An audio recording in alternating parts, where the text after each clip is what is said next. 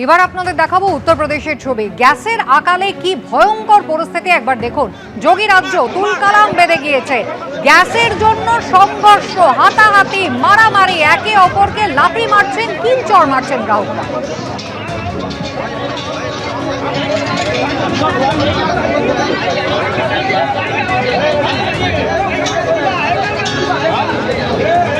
গতকাল আপনাদের দেখিয়েছিলাম প্রতিবেশী রাষ্ট্রের ছবি পাকিস্তান, সেখানে একেবারে পেট্রোল পাম্পে রীতিমতো গুলি চলেছিল। আর এবার আপনারা দেখছেন যোগী রাজ্য উত্তরপ্রদেশের ছবি। পুলিশ একেবারে দুজনকেই ধরে নিয়ে যাচ্ছে, গ্রাহকদের মধ্যে মারামারি।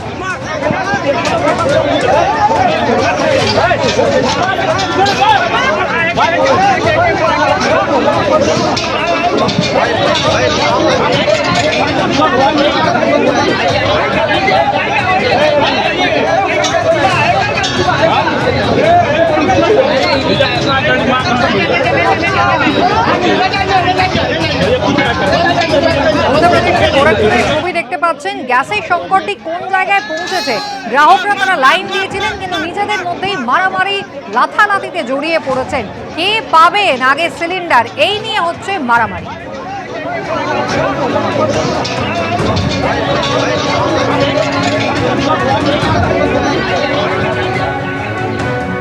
এসএসসি দুর্নীতি মামলায় এবার কুন্তল ঘোষকে তলব করল এনফোর্সমেন্ট ডিরেক্টরেট।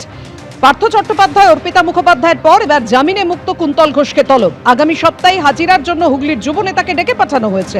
প্রাথমিক নিয়োগ মামলায় গ্রেফতারের পর জামিনে মুক্ত কুন্তল ঘোষ। লেনদেন সংক্রান্ত তথ্য সামনে রেখে জিজ্ঞাসাবাদ করতে চায় ইডি, এমনটাই সূত্রের খবর।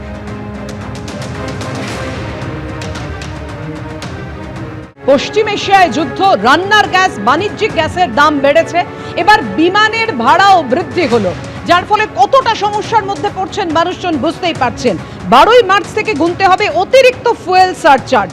12ই মার্চ থেকে ধাপে ধাপে সমস্ত রুটেই ফুয়েল সারচার্জ বৃদ্ধি হবে, জানিয়েছে এয়ার ইন্ডিয়া। বিমানের জ্বালানির দাম বৃদ্ধির জেরেই ফুয়েল সারচার্জ বৃদ্ধি, এমনটাই দাবি করছে সংস্থা। অর্থাৎ আগামীকাল থেকেই ধাপে ধাপে সমস্ত রুটে ফুয়েল সারচার্জ বাড়ানো হচ্ছে। দেশের মধ্যে চলাচলকারী উড়ানের ক্ষেত্রে 399 টাকা ফুয়েল সারচার্জ বৃদ্ধি। আন্তর্জাতিক উড়ানের ক্ষেত্রে $10 থেকে $50 পর্যন্ত ফুয়েল সারচার্জ বৃদ্ধির সিদ্ধান্ত নিয়েছে সংস্থা। 3টি ধাপে বাড়ানো হবে ফুয়েল সারচার্জ, জানিয়েছে এয়ার ইন্ডিয়া।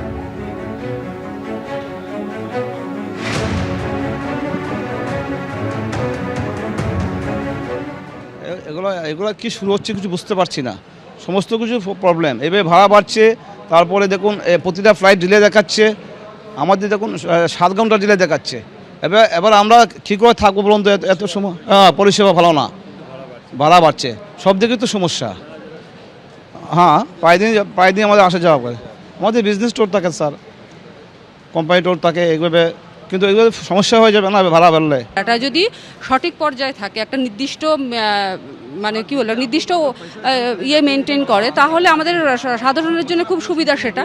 কারণ আমরা এখন সকলে একটু দ্রুত, যেরকম আমার ছেলে এখন বাইরে থাকে, আমার মনে হয় যে না, এই পরিষেবাটা অনেকটা ফাস্ট। সেক্ষেত্রে যদি একটু ভাড়াটা একটু যদি প্রাইসটা যদি একটু সঠিক পর্যায়ে থাকে, তাহলে আমাদের সকলের পক্ষে সেটা ক্যারি করার অনেকটা সুবিধাজনক।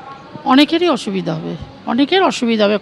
সবাই তো একদম হাইফাই লোক নয়, কেউ হয়তো মধ্যবর্তী লোকও আছে, কেউ হয়তো ধরুন ডাক্তার দেখাতেই যাচ্ছে, তাদের ক্ষেত্রেও তো এটা অনেকটাই হাইফাই হয়ে যাচ্ছে না ভাড়াটা। তার জন্য যদি একটু ভাড়াটা কম হয় তাহলে সবার পক্ষেই ভালো হয়। এবিপি আনন্দ, এগিয়ে থাকে, এগিয়ে রাখে।